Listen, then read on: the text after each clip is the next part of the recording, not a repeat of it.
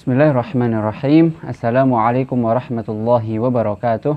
Waalaikumsalam warahmatullahi wabarakatuh. Alhamdulillah wassalatu wassalamu ala rasulillahi amma ba'du. Insyaallah pada malam hari ini kita akan melanjutkan pembahasan seputar adab dalam belajar ya, yaitu apa saja prinsip-prinsip yang harus kita pegang dalam belajar. Jadi kita sambut ya, Masya Allah pada malam hari ini ada Pak Win ya, dan Pak Is. Selamat datang ya di kajian apa Pak Roni? Guru Gak Dakwah ya? Guru Gak Dakwah. Ini alhamdulillah sudah kita mulai sejak kapan ya? Sudah cukup lama ya alhamdulillah ya. Sudah beberapa mungkin bulan, berapa pekan. Jadi kita membahas ini ada namanya kitab Khulasah Ta'zim Al-Ilmi. Artinya adalah khulasah artinya apa? Ringkasan. Ta'zim, ta'zim. Mengagungkan ya. Mengagungkan ilmu. Nah, jadi ringkasan bagaimana kita bisa mengagungkan ilmu. Nah, di sini isinya ada 20 poin. Kita bisa lihat sebenarnya di daftar isi itu ya. Iya. Ada tuh daftar isi. Dari yang pertama sampai yang ke-20. Nah, jadi kalau kita pegang ini 20 ini kita bisa dianggap mengagungkan ilmu, dan kalau kita sudah mengagungkan ilmu itu gampang masuk gitu. Kan mungkin selama ini sebagian orang ngeluh udah ngaji lama tapi nggak masuk-masuk, ada nggak Pak yang kayak gitu? Ada. Misalnya udah ngaji lama tapi merasa ilmu nggak bertambah gitu. Nah ini beliau ini Syekh Soleh ini beliau ngasih solusi ke kita. Kalau ilmu pingin masuk ya istilahnya itu kita harus pegang 20 poin. Dan alhamdulillah kita sudah bahas dari yang pertama, kedua, sampai malam hari ini kita ke 15 insya Allah ya. Kita sampai di yang ke 15 halaman 61.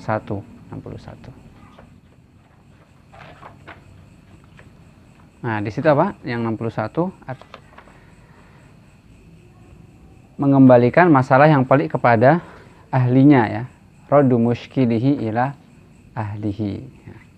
Mengembalikan masalah yang pelik dalam dunia ilmu kepada ahlinya. Ya, jadi di sini masalah yang pelik yaitu muskilul ilmi ya, sesuatu yang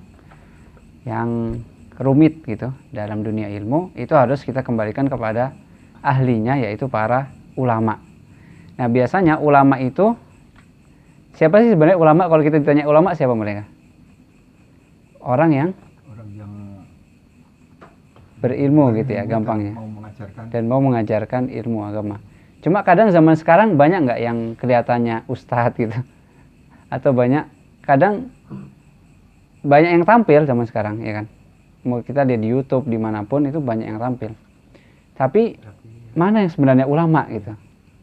Sebenarnya mana ulama itu? Karena ternyata sebagaimana yang dikatakan, dijelaskan oleh para guru kita juga, tidak semua yang bicara itu otomatis ulama gitu kan. Tidak semua yang bicara otomatis ulama. Makanya di sini yang 15 ini maksudnya dikembalikan kepada ahlinya, yaitu para ulama. Dan ulama itu ada dua gitu ya. Kita bisa dua sifat. Ini saya tambahkan ya dari yang sini. Pertama ada namanya sifat ifadah ya. Ifadah yaitu memberi faedah. Maksudnya adalah ifadah ini ulama tersebut kompeten dalam bidangnya ya, kompeten dalam bidang ilmu. Dia diketahui belajar dan juga mengambil ilmu itu dari guru, talaki gitu ya, talaki dari guru. Itu ifadah. Yang kedua ada namanya an-nasihah, punya sifat nasihah. Nasihah itu adalah ulama ini bisa diikuti gitu ya, bisa diikuti oleh orang lain dan juga memahami cara mengajar yang baik gitu. Dia bisa memahami cara mengajar yang baik. Ini diantara dua sifat ulama ya yang kita harus tahu gitu.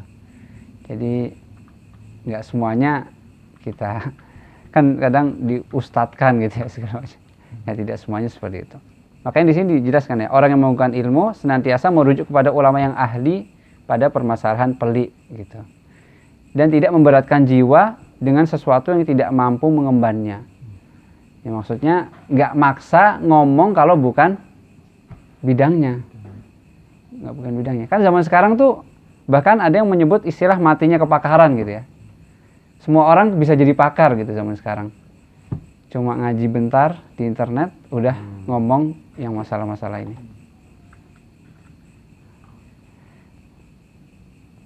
La tukallif nafsaka ma la tutiq, ya. Jangan engkau bebani diri engkau dengan sesuatu yang engkau tidak mampu, kata para ulama gitu. Fa inna taklifan nafsi ma la tutiq yarji'u 'alaiha bil fasad gitu ya. Jadi kita membebani diri kita dengan sesuatu yang tidak kita mampu, maka akan merusak diri kita, itu.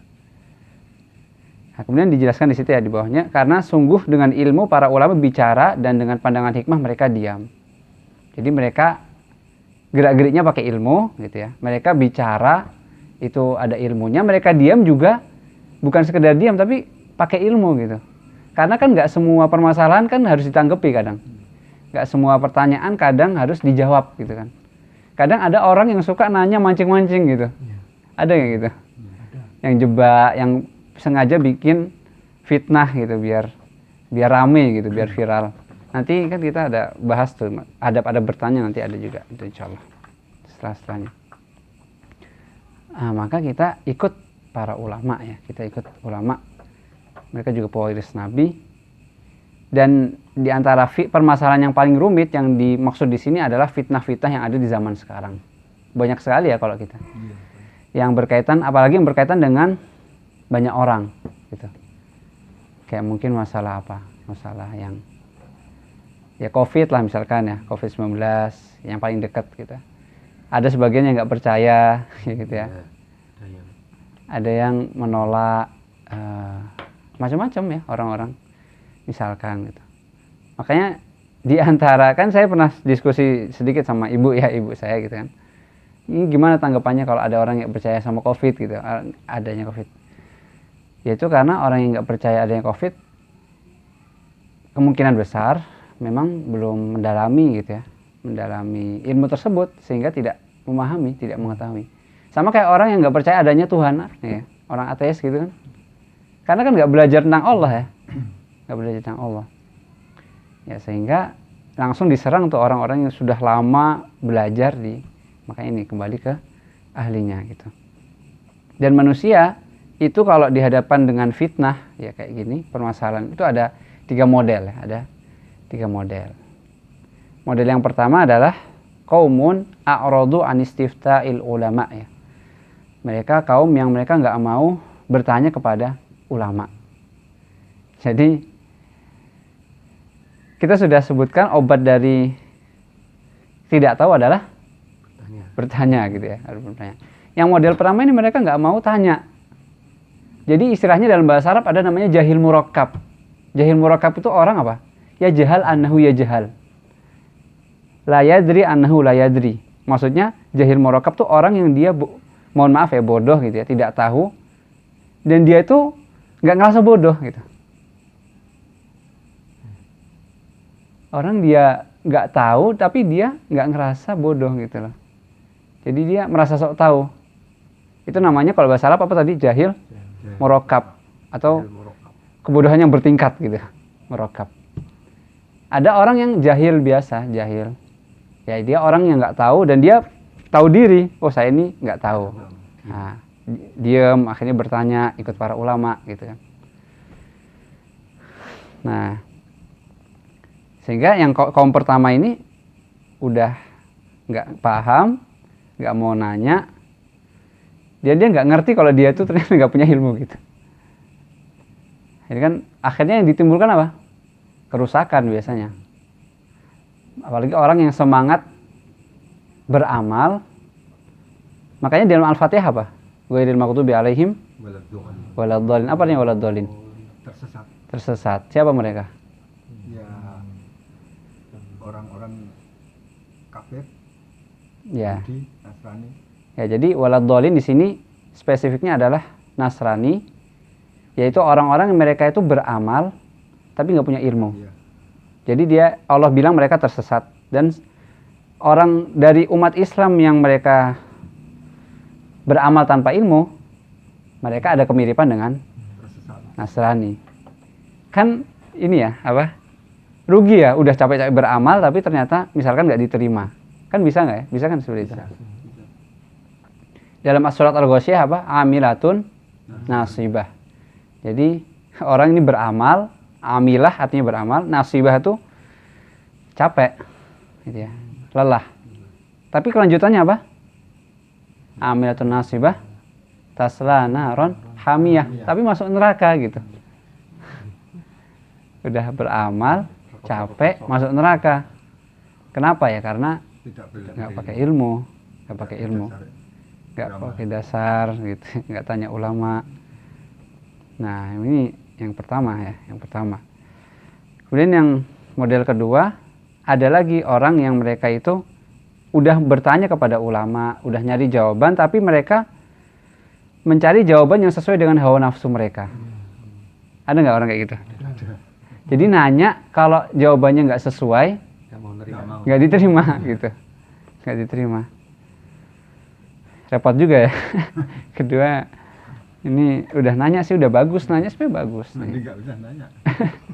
Tapi mungkin karena hawa nafsu, makanya ini sebenarnya ada kaitannya dengan yang pertama, prinsip pertama, yaitu Bertingkat aja. menyucikan wadah ilmu atau menyucikan hati. Jadi hawa nafsu itu dilawan gitu. Kita sebelum belajar, kita kosongkan hati dari segala kotoran gitu kan, segala kotoran. Biar kalau ada ilmu itu Bisa nempel. bisa nempel dan nerima gitu ya. Iya. Karena kalau kita belum siap tuh, ada hal-hal yang bisa jadi kita belum siap terima gitu kan. Ya, makanya zaman dahulu kan khamar itu diharamkannya tidak langsung ya, sekaligus, Iya, tidak langsung. bertahap gitu kan. Karena Allah memperhatikan kondisi kaum muslimin. Jadi yang kedua ini orang ya dia masih ini sesuai dengan hawa nafsu. Baru yang ketiga yang paling ideal, hum man fazi'a ilal ulama wa lazima qaulahum, mereka yang bertanya kepada para ulama dan berpegang teguh dengan perkataan mereka. Ya, jadi semoga kita maksudnya kita harus masuk yang ketiga gitu. Ada para ulama dan kita ikut mereka. Nah, sekarang oke, kita udah mulai nanya kepada para ulama. Kemudian gimana kalau para ulama itu berbeda pendapat? Nah, kan kadang kita sering jumpai juga fikih gitu kan. Ya, Fikih beda pendapat, mazhab segala macam. Nah, di sini kata Syekh Shalih Utsaimin, ini beliau pengajar di Masjid Nabawi dan Masjidil Haram ya, ini yang nulis buku ini.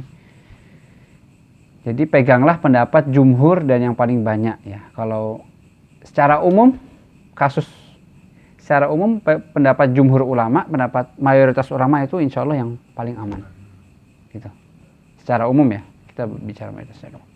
Karena apa? Karena kaidahnya penting, as-salamah la ya'diduha syai'. Jadi keselamatan dalam agama itu tidak ternilai dengan apapun gitu ya. Keselamatan dalam agama. Itharon salamah, biar kita selamat nih agama kita, karena itu tidak ternilai dengan apapun.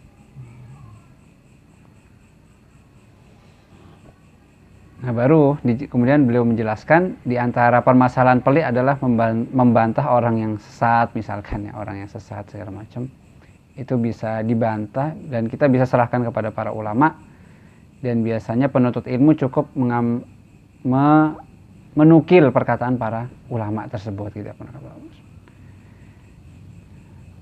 Ini kesimpulan dari prinsip 15 ya. Jadi kenapa kita harus mengembalikan permasalahan kepada para ulama? Yang pertama karena mereka sudah bertahun-tahun belajar ya, mereka mewarisi ilmu dari guru-guru mereka, dan mereka yang paling paham tentang agama Allah ini, agama. Jadi kita pokoknya harus tahu diri kita gitu ya. Saya juga bukan ulama, jelas saya masih belajar, kita sama-sama belajar. Jadi kita ya ikut para ulama gitu aja, gampangnya gitu. Kadang bahkan gini, kadang kalau kita hanya belajar sendiri gitu ya, itu sebenarnya nggak ada masalah ya, bagus kita mungkin baca-baca kita. Tapi takutnya kalau kita semakin mendalam misalkan belajar sendiri saja tanpa bimbingan, itu takutnya bisa ada salah paham gitu. Ada salah paham, salah penafsiran. Bisa jadi seperti itu. Bukan salah Qur'annya, bukan salah bukunya, tapi salah kitanya yang memahami, persepsinya. Macam-macam ini, kayak gini bisa banyak ya. Di Al-Qur'an misalkan. Makanya itu tadi kembali ke para ulama.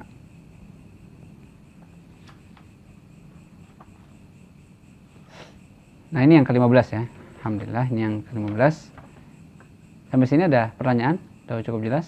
Kalau misalkan ada ini langsung bisa ya, kalau ada yang mau didiskusikan bisa langsung ditanyakan. Kemudian yang ke-16 ya adalah memuliakan majelis ilmu.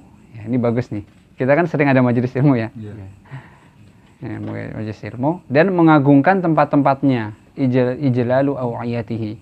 Apa yang dimaksud dengan tempat-tempatnya di sini? Aw'iyah. Ya. Memilih tempat tidak di sembarang Ya. tempat. Nah, itu masuknya ke yang tadi ya, yang majelis ilmu. Kalau yang di sini yang dimaksud sama Syekh adalah kitab ya. Maksudnya kitabnya. Sebenarnya kan karena bahasa Indonesia ini kan bahasa Arabnya awiyah. Dari kata wi'a itu kan wadah. Cuma di sini diterjemahkannya tempat. Jadi kita salah paham gitu. Nah, iya. Kita kira Seperti ini. Coba kami understandnya kan tempat ini masih mengira-ngira tuh ya Pak. Iya. Wadah tempat apa. iya. Karena sebelah kiri itu kan bisa lihat ya, sebelah kiri Tauqiru Majalisil Ulama itu ya ada. Nah, itu. Yang paling atas tuh ada Iya. wa ijlalu awiyatihi, awiyah wadah ya, wadah. Ya semacam wadah gitu, dan itu lebih ke kitab gitu. Nah, kemudian dijelaskan kenapa kita harus memuliakan majelis ilmu, majelis para ulama, karena majelis para ulama itu seperti majelis para nabi. Gitu ya, spesial ya, seperti majelis para nabi. Ya, baru di sini ada salah satu yang menjelaskan ya, Sahal bin Abdillah. Siapa yang mau melihat majelis para nabi, lihat saja majelis para ulama. Karena ulama pewaris Karena ulama pewaris para nabi. nabi. Gimana kok bisa seperti majelis para nabi? Ya gampang, orang datang ke majelis ulama tanya gimana hukum-hukum ini, gimana apakah istri saya jatuh cerai atau tidak, kasus ini bilang jatuh cerai. Yang lain datang misalkan gimana kasus seperti ini, hukumnya haram. Kan hal-hal seperti ini hanya ada di majelis para ulama dan majelis para nabi, majelis para nabi.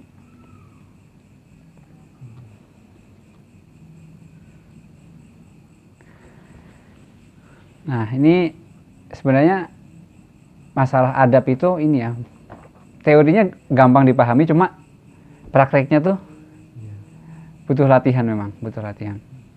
Kan dulu kita pernah sampaikan Pak ya, yang beberapa pertemuan yang lalu, contoh yang di yang Syekh Shalih Utsaimin itu yang ada suara itu ya. Itu kan apa, kalau di Arab memang udah ini Pak, mereka udah terbiasa dan levelnya juga lumayan tinggi gitu. Misalkan yang contoh kasusnya itu lagi ada majelis, kemudian ada Syekh Shalih itu ya, lagi di masjid ada suara gitu, suara. Kan wajar ya, orang kalau ada suara biasanya ngapain? Nengok gitu kan, nengok. Nah, nengok, syekhnya ngelihat para hadirin nengok, ditegur, dimarahin gitu. Ini pelajaran kita tuh di sini, bukan di sana gitu. Gitu kan ya, gitu di sana. Terus dijelasin panjang, dinasihatin. Nah itu. Ya kalau kayak gitu kita mau praktekkan kan nggak bisa langsung juga di sini. Wah ini galak nih, segala macam, nggak datang lagi misalkan gitu. Maksudnya intinya itu butuh latihan ya, kitanya butuh latihan. Yang paling ekstrim lagi di zaman-zaman dahulu ada, diceritakan Syekh Shalih juga, lagi majelis kajian gini ada sapi gitu, ini ada ulama lagi ya, guru beliau, sapi datang, dan yang ngajar ini buta, sebenarnya buta. Tapi beliau karena pintar, cerdas, ngerti kalau ada sapi dan para audiensnya ini ngelihat sapi, gitu. Ngerti kan, kerasa tuh hawa, mungkin hawanya, hawa kehadiran segala macam. Akhirnya gurunya pulang untuk menegur ya, untuk sebagai bentuk pendidikan gitu, biar fokus. Karena memang sisi poin pentingnya adalah ketika kita belajar, ini juga nasihat buat saya juga ya, apalagi online misalkan, itu kan Iya. tantangan banget. Tantangan banget itu. Ketika kita misalkan belajar, kita merespon setiap distraksi, setiap gangguan, itu kita nggak akan bisa fokus dalam ilmu, tuh susah masuk gitu. Ya kita misalkan kajian online gampangnya sambil ada WA gitu. Iya. Kan nggak ada. Susah gitu. Mumpung dosennya yang nggak ngeliat dan ada fitur bisa hide kamera, Nah, iya. minum dulu. Kalau nggak ada 2 layar itu kan. Nah, itu di antara majelis ilmu ya. Makanya di sini disebutkan contohnya ya. Kan duduklah di situ dengan cara penuh adab gitu ya. Kemudian mengarahkan pandangan kepada sang guru gitu ya. Tidak menoleh kemana mau kemari gitu ya. Tanpa darurat, sama terus nggak berbuat kegaduhan. Nah, itu yang menghadap ke ulama ke guru tadi dicontohkan sama Mbah Yono ya. Ini lumayan ya, insya Allah ya. Itu Insya Allah, insya Allah. Ini aja jadi diterapkan di pendidikan militer ini. Ah gitu Pak ya. Iya. Benar-benar. Instrukturnya ngomong atau komandannya ngomong itu nggak boleh tolak-tolak. iya. Harus fokus. Nah, iya itu. Nah, Disiplin kalau- malah justru di sana ya. Kalau Mbak Yono kan fokus. Nah, itu. Ya Mbak Heno biasanya kalau saya nih, saya misalkan apa kajian ahad gitu kan. Ini loh maksudnya benar gitu banget. Ya. Bahkan sampai Geser. menggeser Geser. posisi duduknya. Itu betul latihan ya, betul latihan. Adab masalahnya. Iya. Hmm. betul. Kegaduhan. Bahkan sampai ini saya juga salah nih Pak. Bersandar. Iya. Ini ada disebut di sini nanti. Jangan Ini ada ini. Tidak boleh di sana. jangan bermain-main dengan tangan dan kaki. Heeh. Jangan bersandar atau bersandar hadir. Ini idealnya ya, idealnya, Iya, iya. idealnya. Tapi kalau misalkan capek banget gitu, nggak bisa dipaksa juga kayaknya. Tapi idealnya karena fokus gitu ya. Kemudian tidak banyak gerak, tidak bicara dengan di sini ada, tidak bicara dengan teman sebelahnya. Kalau bersin jangan majelis bersin keras gitu, Enggak, ini batuk. ganggu batuk gitu kan. Kalau bersin di sini direndahkan suaranya. Kalau menguap usahakan ditahan. Kalau nggak ketahan ya ditutup ya, jangan sampai dibuka. Dibuka banget. Nah, ini seputar majelis ilmu. Bagus sih. Ini kenapa nggak ada ngantuk di sini? Iya. Kenapa nggak ada? Kenapa itu? Nah, itu menguap kan? Oh, menguap aja ini apalagi maksudnya mungkin saya nggak kepikiran mau masukin ngantuk loh, mesti tidur gitu. Tidur khutbah Jumat tuh kayak nggak kayak Tiduran. Padahal Tidur. nikmat banget. Tidur cuma tuh. Artinya mungkin Banyak, Pak. saya nganggapnya Saya itu sering. kalau sampai ketiduran sampai saking parahnya menguap aja kan ditulis ya. iya. Maksudnya menguap aja itu udah harus ditahan. Kalau nggak kuat ya ditutup. Apalagi tidur. Tidur kajian itu loh. Nggak tahu diapain itu dia. Tapi kalau Jumat tuh kok Banyak yang tidur. bener-bener ngantuknya tuh berat banget ya. Nah itu kalau gini Pak, kalau Jumat ada salah satu sunnahnya yaitu kita pindah. Pindah tempat. Pindah tempat. Tempat duduk. Pindah maksudnya geser sedikit. Nah, Oh, kita sedikit. Jadi kita ngantuk mungkin ke depan sedikit, ke kanan sedikit, sedikit gitu. Nah setelah tadi majelis ilmu ini ada yang berkaitan dengan buku. Nah buku ya. Nah, buku ini harus kita jaga juga gitu ya, kita jaga. Jangan sampai di sini jadikan sebagai tempat penyimpanan segala macam barang. Ini ada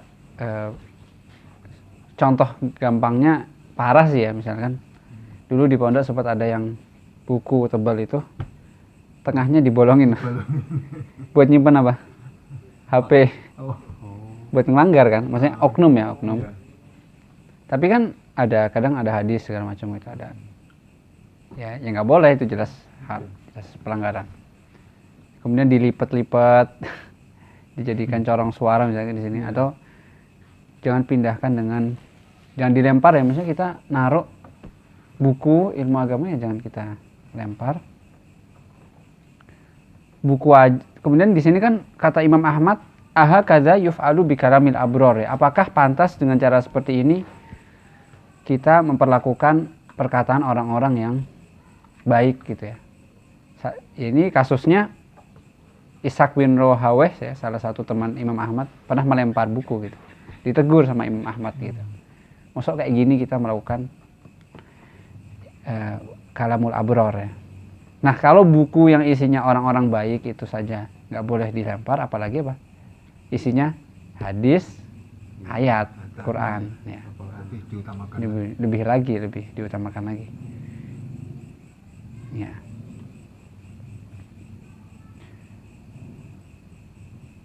Jangan pula bersandar di atas kitabnya atau menurut kitabnya. Yang terakhir Ibnu Majah itu dia pegang dengan tangannya gitu. Kalau bisa dipegang dengan tangannya. Kalau sampai segitunya. Nah, maksudnya ini diantara ini ya. Kita perlu latihan sih, misalnya kita ya sama-sama mengangkat. Pegang dengan tangan.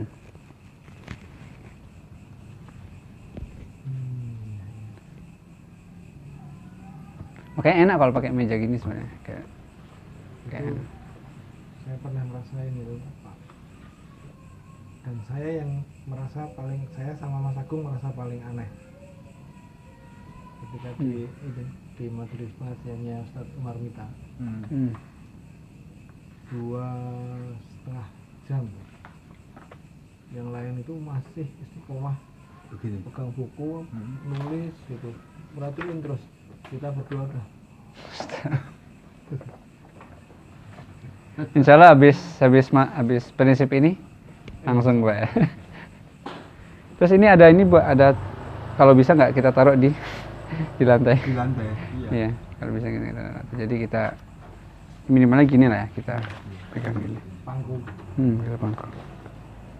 Apalagi mushaf ya, Quran apalagi jangan. Jangan taruh di lantai.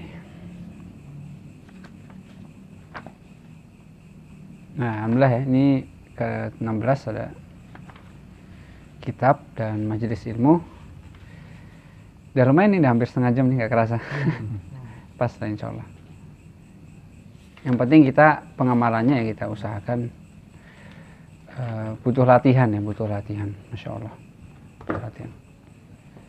Sebenarnya sih kalau penjelasan para ulama ada beberapa adab tuh sebenarnya ya nggak ini ya. Kita bukan bicara masalah adab itu kadang bukan masalah dosa apa enggak gitu. Tapi semakin kita adab maka semakin banyak yang kita dapatkan dari ilmu gitu. Contohnya misalkan kita sholat, contoh pakai kaos gitu misalkan, Iya. sholat jamaah itu dosa nggak? Enggak. Sholatnya sah nggak? Sah. Tetap sah gitu. Tapi itu kan adab gitu ya. Iya. Masalah adab. Lagi ada tulisannya besar. Apa? Sholat ini apa tulisan? Tulisannya umpamanya Gini. Oh tulisan di kaosnya gitu ya, di kaosnya. Kan yang di belakang kan mau konsen kita tembaca. baca mata itu.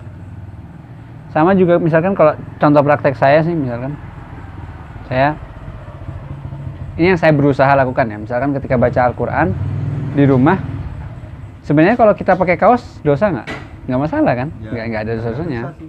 nggak apa-apa. Cuma ya saya berusaha ya, kalau saya kadang Ya. pakai baju itu Iya. kalau baca Quran di rumah gitu kadang. Itu hanya masalah adab. Dan ini makanya ini alhamdulillah kita di sini kan belajar adab ya. Ilmunya sebenarnya gampang dipahami, tapi prakteknya lebih perjuangan ya, butuh perjuangan. Sebaliknya yang kita bahas besok pagi itu apa? Fikih kan? Fikih. Fikih itu lebih agak sulit dipahami, tapi gampang dipraktekkan. Gitu, tinggal praktek aja. Sholat gini atau gini, tinggal praktek, gampang. Tapi kadang yang mungkin, makanya pagi ya, alhamdulillah pas tuh pagi tuh. Kenapa pagi? Masih segar Pak ya, jadi masih, biasanya kan masih masuk lah insya Allah. Nah yang kayak gini-gini nih malam, karena gampang gitu. Nggak kebalik kan? Fikihnya malam. Insya Allah. Itu ya, insya Allah alhamdulillah udah setengah jam. Ada yang mau diin lagi diskusi atau pertanyaan sebelum ditutup apa gitu? Cukup ya? Nyambung. Atau enggak nyambung besok pagi jawabnya ini.